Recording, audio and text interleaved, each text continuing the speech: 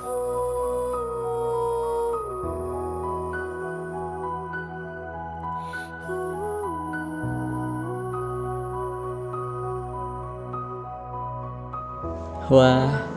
udah tak terasa berapa hari kita telah melalui perkuliahan.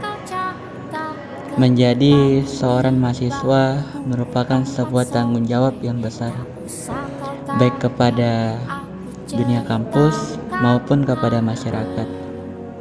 Oleh karena itu, kita harus selalu meningkatkan diri kita ke depannya, karena kita akan ditemui oleh berbagai macam tantangan. Dan untuk menyelesaikan sebuah tantangan, tentunya kita harus mempersiapkan diri kita. Maka oleh karena itu, mari kita ke depannya selalu semangat untuk menyelesaikan semua rintangan yang ada. Tetap semangat kawan-kawan, semangat berproses, dan semangat ke depannya. Terang lampu kota tak lagi sama. Sudah saatnya kau tengok yang tertinggal. Baik, Assalamualaikum warahmatullahi wabarakatuh. Nah, perkenalkan saya atas nama Kurniawan yang akan membawakan sebuah materi pada kali ini. Namun ada pepatah yang mengatakan tak kenal maka tak sayang. Oleh karena itu, perkenalkan kembali saya ucapkan, perkenalkan nama saya Kurniawan, biasa dipanggil Wawan. Saya merupakan mahasiswa UNIF di Institut Agama Islam Negeri IAIN Kota Parepare. Nah, kemudian saya mengambil jurusan di salah satu fakultas, yakni di Fakultas Tarbiyah, yakni jurusan Pendidikan Agama Islam atau PAI. Kemudian saya merupakan salah satu mahasiswa dari Pendidikan Agama Islam dari kelas PAIB. Nah, kemudian tugas ini saya buat untuk memenuhi tugas. Nah, jadi saya membuat video ini untuk memenuhi sebuah tugas, yakni oleh Bapak Usman. Kemudian bagi teman-teman yang ingin menonton sampai habis, saya ucapkan terima kasih dan semoga video kali ini dapat memberikan manfaat kepada teman-teman. Oke, selamat menyaksikan. Nah, kali ini saya akan membawakan sebuah materi mengenai bagaimana cara mendesain modal kompetensi. Nah, pada hal ini saya akan membahas mengenai modal kompetensi desain klasik. Nah, tapi sebelum itu mungkin teman-teman bertanya, penampilan saya berbeda ya? Iya, karena ini langsung ke tahap penjelasan, jadi sedikit berbeda. Oke, sebelumnya saya ingin menjelaskan bahwasanya merancang modal desain kompetensi ini sangatlah penting karena ini akan menjadi sebuah penilaian. Nah, jadi kita harus memikirkan matang-matang terlebih dahulu tentang sebuah konsepnya mengenai bagaimana cara mendesain sebuah model kompetensi. Nah, tentunya teman-teman sudah mengetahui apa itu desain. Nah, dan apa pula itu desain kompetensi. Nah, tentu teman-teman bertanya nih, kayak apa itu desain kompetensi dalam hal bagaimana cara mendesainnya. Nah, itu kita akan bahas teman-teman. Oke. Nah, sebelumnya bagi teman-teman yang melihat video saya, jangan lupa untuk like, share, and comment. Oke, karena itu memberikan semangat. Amin. Oke, baiklah. Tentunya langsung saja ke materi tentang bagaimana cara mendesain kompetensi.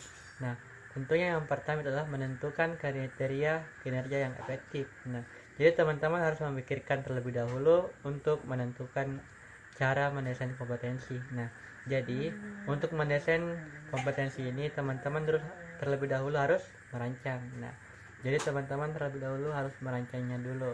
Nah, karena ketika teman-teman telah rancang, teman-teman sudah memastikan teman-teman siap untuk membuat sebuah model kompetensi. Nah, jadi teman-teman itu harus merancangnya dengan memikirkan apakah ini efektif ke depannya. Nah, jadi tidak hanya merancang saja, tapi teman-teman juga memikirkan apakah ini akan efektif, seperti itu. Karena ketika teman-teman telah pikirkan dan teman-teman rasa ini akan efektif, maka teman-teman harus laksanakan, seperti itu. Nah, jadi teman-teman pertama-tama itu harus merancangnya terlebih dahulu, kemudian menentukan apakah ini efektif ke depannya, seperti itu. Nah, kemudian adalah yang kedua itu teman-teman harus seperti ini. Nah, iya, teman-teman harus mengidentifikasinya. Nah, jadi setelah merancangnya, teman-teman kemudian mengidentifikasinya. Nah, teman-teman melihat dulu, itu bagi saya mengidentifikasi ini tentang bagaimana teman-teman melihat lebih luas lagi tentang bagaimana modal kompetensi ini ke depannya. Karena ketika teman-teman telah merancang, teman-teman juga harus mengidentifikasinya. Bagi saya itu adalah tentang bagaimana teman-teman ini melihatnya secara luas tentang bagaimana cara mendesain kompetensi ini. Jadi tidak hanya merancang saja, tapi teman-teman juga mengidentifikasi. Nah, seperti itu.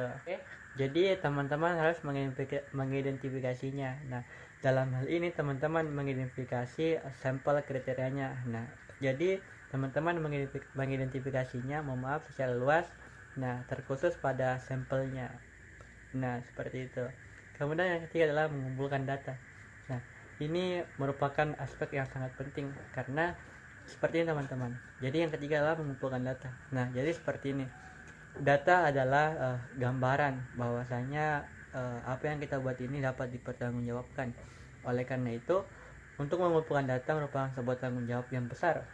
Karena kenapa? Karena data ini akan menentukan teman-teman ini membuatnya apakah secara dapat dipertanggungjawabkan maupun sebaliknya. Nah, jadi untuk meningkatkan seseorang mempercayai bahwa teman-teman ini membuatnya dan secara dapat dipertanggungjawabkan, maka teman-teman harus mengumpulkan data dengan yang valid, artinya yang dapat dipertanggungjawabkan, seperti itu. Karena data ini banyak macamnya. Nah, tapi teman-teman harus memilih hanya data yang akurat dan dapat dipertanggungjawabkan. Nah, jadi sebaik-baik kita adalah bagaimana cara kita mengumpulkan data dengan baik. Nah, itu yang ketiga. Baik, kemudian yang keempat setelah mengumpulkan data adalah ketika teman-teman telah mengumpulkan data, teman-teman harus mengumpulkannya lagi. Nah, jadi kumpulkanlah datanya setelah teman-teman mendapatkan datanya. Nah, setelah teman-teman mengumpulkan datanya, teman-teman akan mengembangkannya menjadi sebuah model kompetensi. Nah, seperti itu. Nah, jadi tahap kedua adalah mengumpulkan data dan tahap keempat adalah menggabungkannya menjadi sebuah model kompetensi. Nah, jadi data ini kita gabungkan menjadi sebuah model kompetensi. Nah, jadi untuk memaksimalkan hal ini, teman-teman itu harus mengumpulkan data dengan sebaik-baiknya. Kemudian teman-teman gabung untuk menjadi sebuah model kompetensi, teman-teman. Nah, jadi ini merupakan tanggung jawab teman-teman tentang bagaimana teman-teman ini bisa mengumpulkan data dan kemudian mengubahnya menjadi sebuah model kompetensi. Nah, seperti itu. Jadi perbaiki awalannya untuk membuat sebuah model kompetensi yang baik, akurat, dan dapat dipertanggungjawabkan. Baik, yang kelima itu ada mengesahkan model kompetensi. Nah, setelah teman-teman mengumpulkan data dan menggabungkannya menjadi sebuah model kompetensi, teman-teman selanjutnya akan mengesahkan model kompetensi. Nah, seperti itu. Nah, jadi bagi saya mengesahkan di sini adalah teman-teman ini merasa yakin. Nah, setelah memilih sebuah model kompetensi dan teman-teman yakini mengesahkan itu teman-teman telah bagi saya adalah memikirkannya dengan matang-matang. Nah, jadi mengesahkan di sini adalah tentang bagaimana teman-teman telah meyakini ini dan dengan pertimbangan sebelumnya. Nah, jadi teman-teman sudah rancang, kemudian tahapnya adalah mengesahkan, yakni membuatnya seperti itu, memastikannya dan menjalankannya, mengesahkan, seperti itu. Nah, kemudian adalah yang terakhir adalah yang keenam.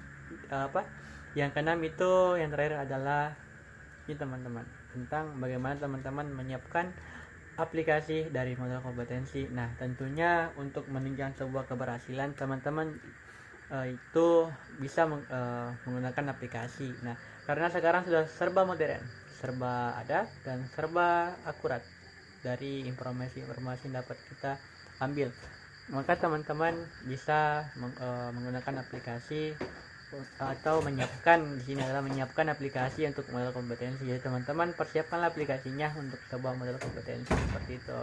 Nah, itulah gambaran dari materi saya.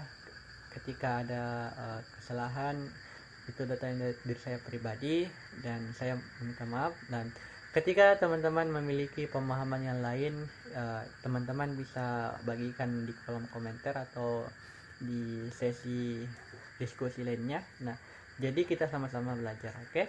Nah, jadi sebagai kesimpulan, untuk mendesain kompetensi itu merupakan tanggung jawab yang besar dan merupakan hal yang harus diperhatikan. Nah, jadi perbaikilah diri kita, perbaikilah cara mendesainnya, dan teman-teman pikirkan bagaimana ini dapat dipertanggungjawabkan seperti itu. Nah, kemudian karena ini akan menjadi penilaian, nah seperti itu.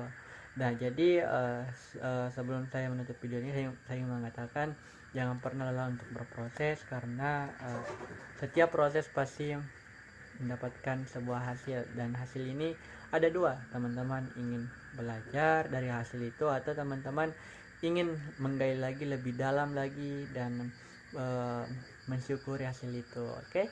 Nah, sekian dari saya. Assalamualaikum warahmatullahi wabarakatuh.